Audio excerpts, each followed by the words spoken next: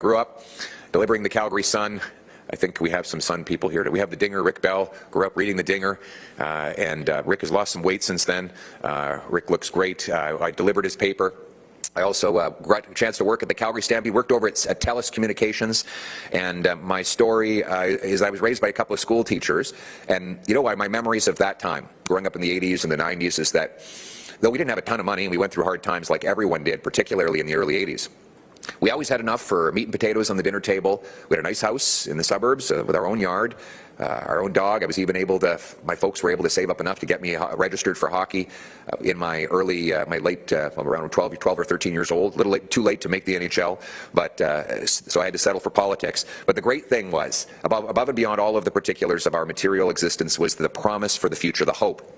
My folks always told me, you want it, you work for it, and you can have it. That's the great thing about Canada. If you work hard, you get a great life. And I think my friends Jasraj Singh Halan, Delwinder Gill, Pat Kelly, Amanpreet Gill, David McKenzie, all have similar stories from their childhoods in this area. And I know, for example, Jazz grew up here, I think you were, was it Bowness? Or? It was in the Northeast in Whitehorn, and grew up modest means, but was able to get a great education, start his own business, build homes, and have a great career, and now is the pride of his entire community. And I think every one of these MPs can share the same story.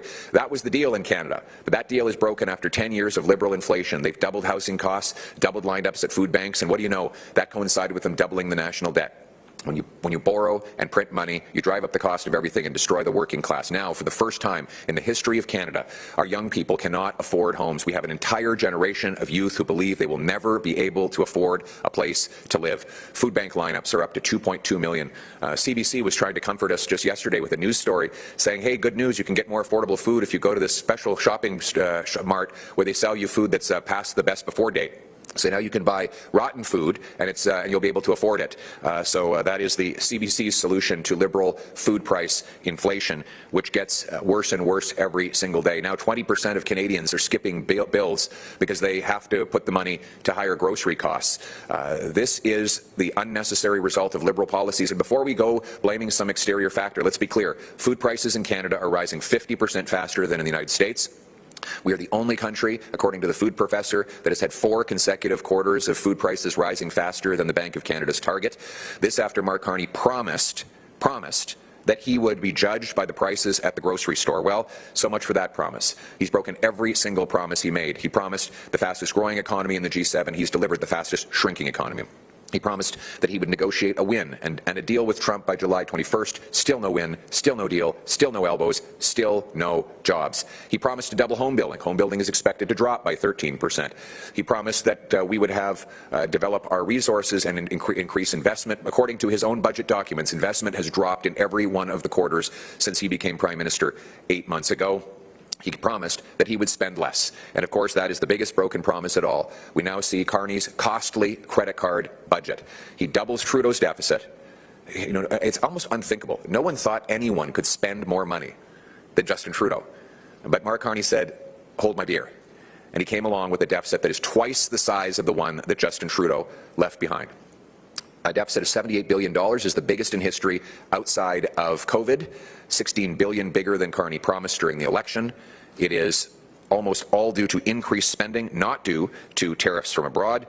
In fact, Mr. Carney has brought in $150 billion of new spending, and offset by the promised savings that he says he will achieve over the next 5 years.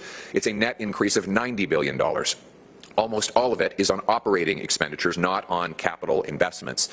This is with a doubling deficit, the biggest non-COVID deficit in Canadian history. Mark Carney has introduced a credit card budget that will drive up your cost of food, housing, and fuel. And that is why Conservatives unanimously oppose it. Furthermore, the costly Carney credit card budget will also increase taxes on farmers, food, and home building. So you've got an industrial carbon tax, which the budget proposes to raise. Well, that applies. I was just in Stettler yesterday and saw all the steel that goes into farming. On the tractors, the combines, the bins, the barns, all of that will become more expensive because of Carney's carbon tax, which he promises to more than double in this budget. Carney's industrial carbon tax on farmers is a tax on your food. That same carbon tax will apply to steel, aluminum, glass, concrete, cement, and other home building supplies. I have a former home builder here in Jazraj Halan, and he can tell you that when you tax the things that go into homes, you tax homes. The industrial carbon tax of Mark Carney is a tax on homes, a tax on food and homes. Why don't you tell us what that will mean to the cost of a new home, Jazz? Thanks, Leader. After 10 years of this Liberal government, home ownership is unattainable. You can ask any of the young Canadians, where a majority of them have just given up on home ownership altogether. This country used to be a place where certainly my family, when we moved here, and subsequent years after that, even as a home builder, until the Liberals took over, one income could get you a good living. You would be able to scrap money together and save up for a down payment. But after 10 years of the Liberals, all of that is gone. That Canadian dream of being able to owning a home, raising a family, it's all gone. And it's because the cost of everything has just skyrocketed, and this budget does nothing for home building that's going to improve it. As the Leader said, by introducing this industrial carbon tax from before and promising to raise the price on that, the more input costs into the home building is only going to make things worse. On top of all that, this is the same Liberal government that spent about $90 billion they committed to home building, only to double home costs, housing costs. And now they're creating a fourth bureaucracy. The first three got us to this point. It's unfathomable that they would create a fourth bureaucracy to make home building slow down even worse. In fact, their own housing agency has said that home building starts are going to decrease this year and next year. And that is scary, because that Canadian dream that everyone wants to be able to own a home is going to be unattainable. As a former home builder, we need to get the bureaucracy out of the way. We need to lower the government costs and make sure that builders are able to build, buyers are able to buy. But today, under the Liberals, after 10 years, builders can't build, buyers can't buy, and sellers can't sell. Only a Conservative government under Pierre Poilievre will fire those gatekeepers and make sure home building is attainable, so we can bring back that Canadian dream where Canada is affordable and safe once again. There you go. Thank you. And if you don't believe Jazz and I, then listen to the Home Building Association itself, Build, B-I-L-T, out of Toronto. They quote, I'm quoting them to say, what was once a promise to deliver 500,000 new homes annually has now become a plan that will cost 100,000 jobs. Canadians are now facing the prospect of a worsening crisis that will impact housing supply, employment, economic activity, and ultimately middle-class families. So this budget, which increases home building taxes, risks 100,000 home building jobs, according to the people who actually build homes. I have here a quote from Fitch Budget. Fitch, the credit rating agency, and they say that this deficit, which Mark Carney has doubled, will now threaten our credit rating. Let me just bring in the chair of our shadow cabinet Economic Affairs Subcommittee, small businessman and Member of Parliament, Pat Kelly.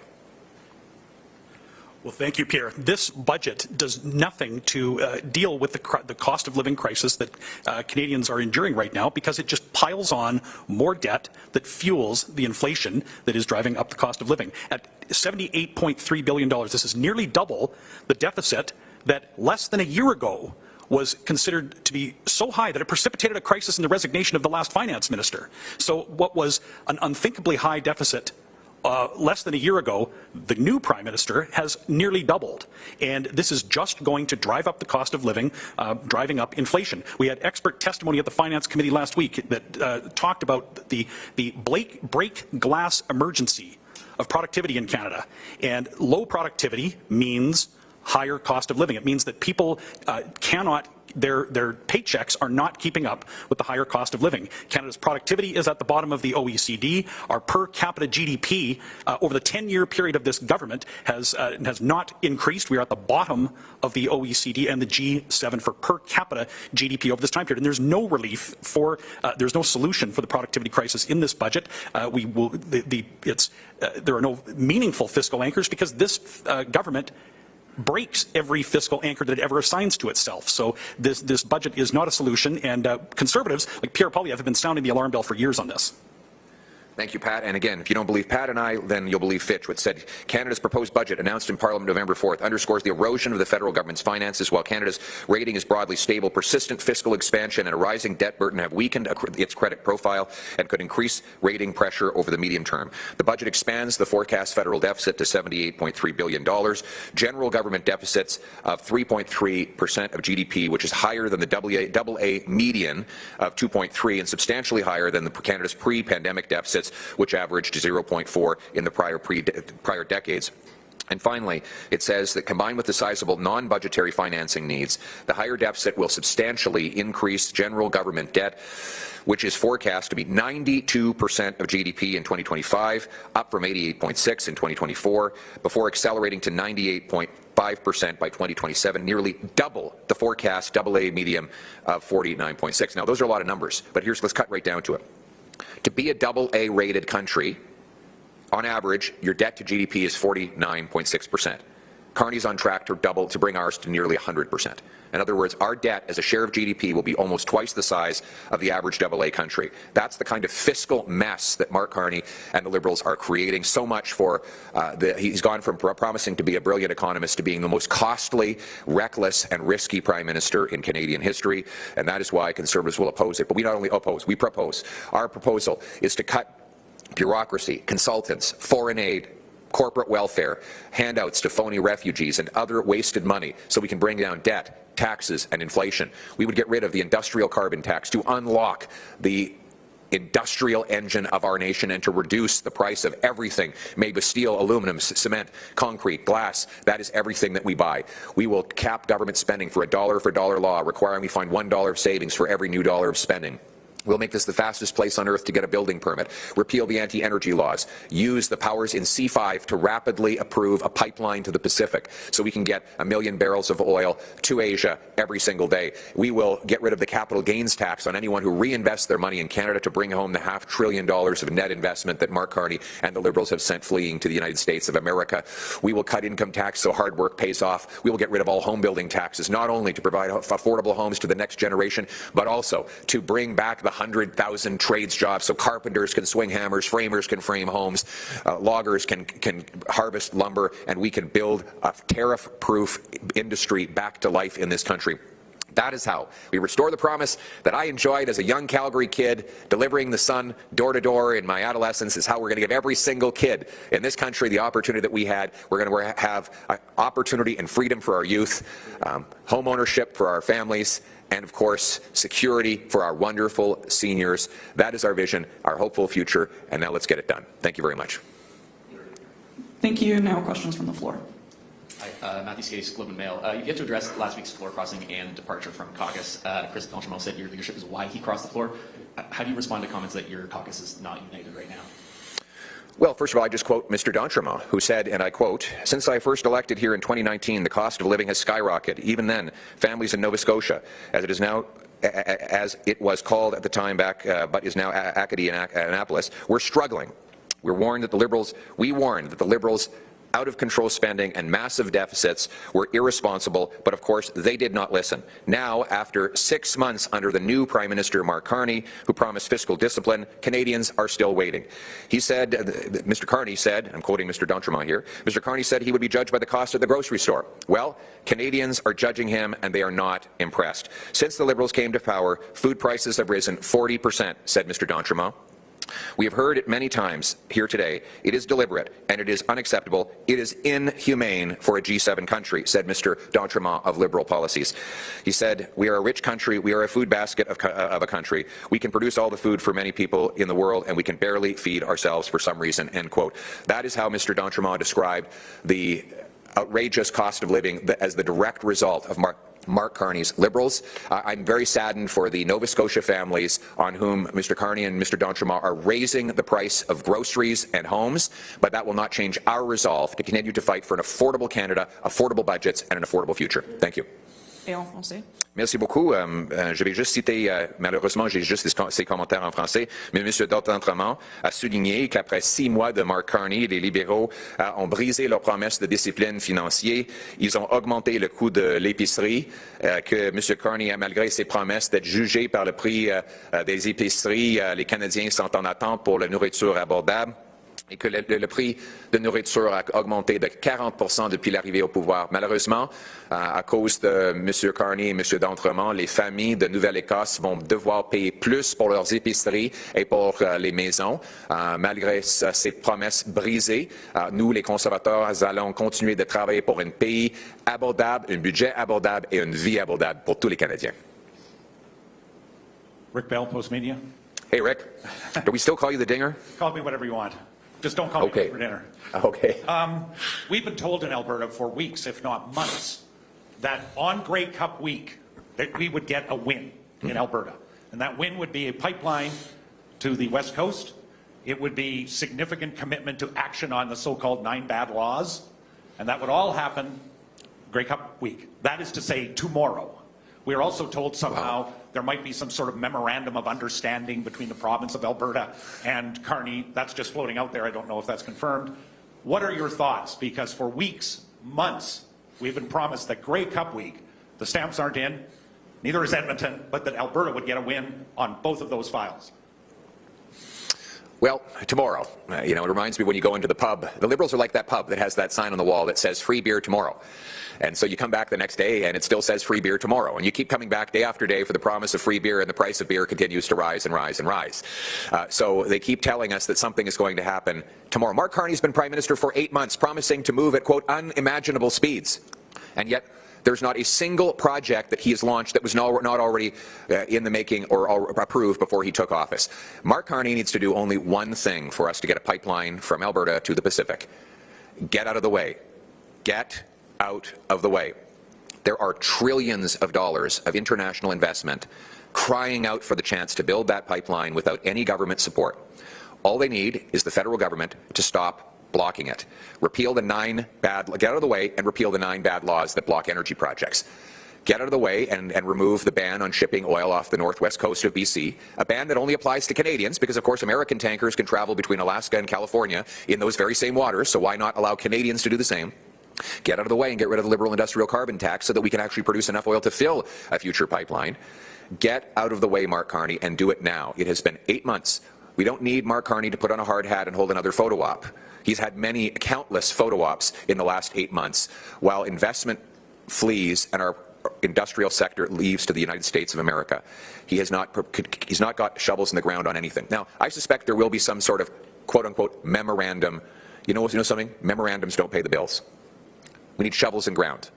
So Mark Carney should get out of the way and tell us on what date will shovels be in the ground on a new 1 million barrel a day pipeline from Hardisty, Alberta to Prince Rupert or Kitimat, British Columbia. That's all he's got to do. Give us the date, show us where the shovel will hit the ground, and tell us on when it will happen. That is what we need to have. Get out of the way, Mark Carney. Monsieur, apparemment, demain, on va avoir les nouvelles. Avec les libéraux, c'est toujours demain. C'est comme le bar où ils ont une pancarte qui dit demain, il va y avoir de bière gratuite. Mais on arrive le lendemain et ça dit toujours que c'est demain que la bière deviendra gratuite. Et toujours, chaque jour, le prix augmente. Et c'est la même chose avec les ressources naturelles. Depuis son arrivée au pouvoir, il y a 8 mois, avec la promesse qu'il allait bâtir des choses avec une vitesse inimaginable. Il n'y a pas un seul projet en construction aujourd'hui qui n'était pas déjà là avant l'arrivée au pouvoir de M. Carney. M. Carney a besoin de faire une chose, se débarrasser du chemin. Il y a des billions de dollars privés prêts à bâtir des oléoducs, des pipelines, des mines, des ports, et j'en passe. Mais les lois libéraux bloquent ces projets.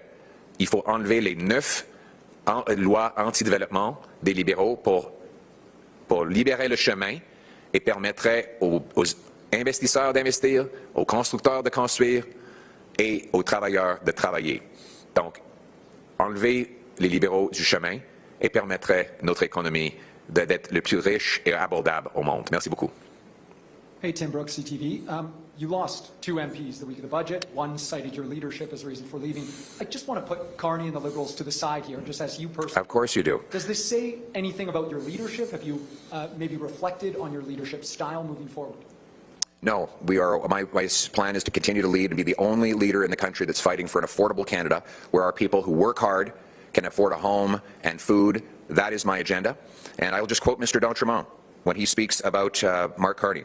He says, after 6 months under a new Prime Minister who promised financial discipline, Canadians are still waiting. He said that he would be judged by the cost of groceries at the store. Well, Canadians are judging him, and they are not impressed. He said this only a few months ago.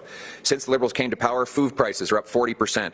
We've heard it many times here today. It is deliberate, and it is unacceptable. It is inhumane, said Mr. D'Entremont, for a G7 country. So he said that Liberal food price inflation under Mark Carney was inhumane. inhumane, and I couldn't agree more. And I feel badly for the inhumane conditions, to use his own words, that he is now supporting for his own constituents. But I won't just quote him. I'll quote Nate Erskine Smith, a Liberal MP, who now says that his children should not have to pay for Mark Carney's budget. Let me see here. Now to the bad and more fairly, where expectations were set at a level we failed to meet, including on the question of generational investments. The budget falls short of these specific promises in our platform, and it unfortunately falls well short of the wartime home-building effort that many of us thought we'd deliver.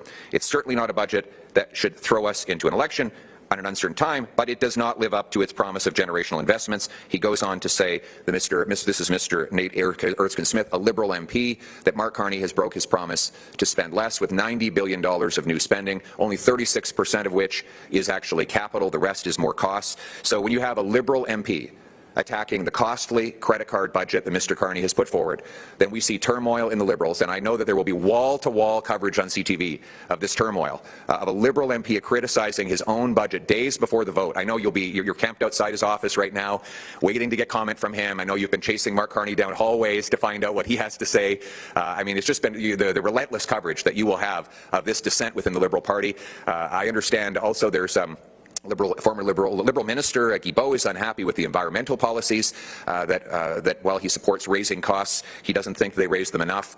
We've got Wilkinson is unhappy. So I know that I'm looking forward to seeing the wall-to-wall coverage on CTV of all of the costly turmoil in the Liberal budget. So I will be tuning in tonight to watch your newscast. Thank you. Hi there, Sidney Fazard with Rebel News. Last year it was reported RCMP published a secret report suggesting Canadians may revolt once we realize how broke we are. This year, under Prime Minister Carney, we're approaching a $100 billion deficit. How close are Canadians to a breaking point? Well, many are already broken. That's not the only report. The Liberal government, there was a leaked report that came out through Blacklock's. Got very little media coverage, but it said basically liberal policies had us on track so that Canadians will have to forage and hunt for food because they can't afford groceries. Like, this is in Canada. This is the talk that you would expect in an impoverished, overpriced third world economy. But that is the trajectory that the Liberals have us on. And this costly credit card budget of Mark Carney will make that even worse. Canadians can't afford life. They are absolutely desperate. Go into our streets and talk to people. Ask them about their lives. Their lives are falling apart because they cannot afford this costly government. And it is leading to major breakdown. Go onto the street not far from here. There's an encampment where people who've lost hope and have been broken are now addicted to fentanyl and are dying face first on the pavement on our streets. These are the real issues. This is why I'm in politics, to fight to give back the promise of our country that every single Canadian, whether they're a waitress, a welder, or a businessman, can have a good plate of food every single night, live in a nice house on a safe street. That's why we're in this business. Thank you. Last question. Aaron Collins, CBC. So Chris d'Entremont, just turning back to last week, said that your party is being run like a frat house. So I'm just curious what you think he means by that, and if you think. Well, I think that CBC had to be. Are you with CBC, by the way? Yeah, that's right. Oh, okay, right. So I'm just curious if you think that could lead to more MPs leaving your caucus, and what you think he means by that. Well, first of all, CBC has had to correct the falsehoods that they put into that story. So I encourage you to tell Canadians about the falsehoods you published and explain why you did that. But I would ask if you agree with Mr. d'Entremont, or you believe he was telling the truth when he said, and I'm going to quote, "Now, after 6 months under a new Prime Minister who promised financial discipline, Canadians are still waiting. He said that he would be judged by the cost at the grocery store. Well, Canadians are judging him, and they are not impressed. Since the Liberals came to power, food prices have risen 40%. We have heard it many times here today. It is deliberate, and it is unacceptable. It is inhumane for a G7 country." Mr. d'Entremont said that Liberal food price inflation is inhumane. Do you believe that he was telling the truth when he said that? Yes. Oh, you can. Want to ask me questions? I did already. I already said that your report from CBC was wrong, and we have corrected the record. We put out a statement. We stand by the statement. But I have a statement here from Mr. d'Entremont. He says, since the Liberals came to power, food prices have risen 40%. We've heard it many times here today. It is deliberate, and it is unacceptable. It is inhumane in a G7 country. Do you agree with Mr. d'Entremont that Mark Carney's food price inflation is inhumane? So again, I asked you if you thought that if what you thought Mr. d'Entremont meant by your party being run like a frat house, well, whether or not you thought that would lead to more MPs leaving your caucus. That's no question for you, sir. No. So I answered your question. And so the answer that I have back to you is that Mr. d'Entremont this is a quote from just a few months ago, where he said that Liberal food price inflation was inhumane. And you know what? He's right. Thank you. Thanks, everybody.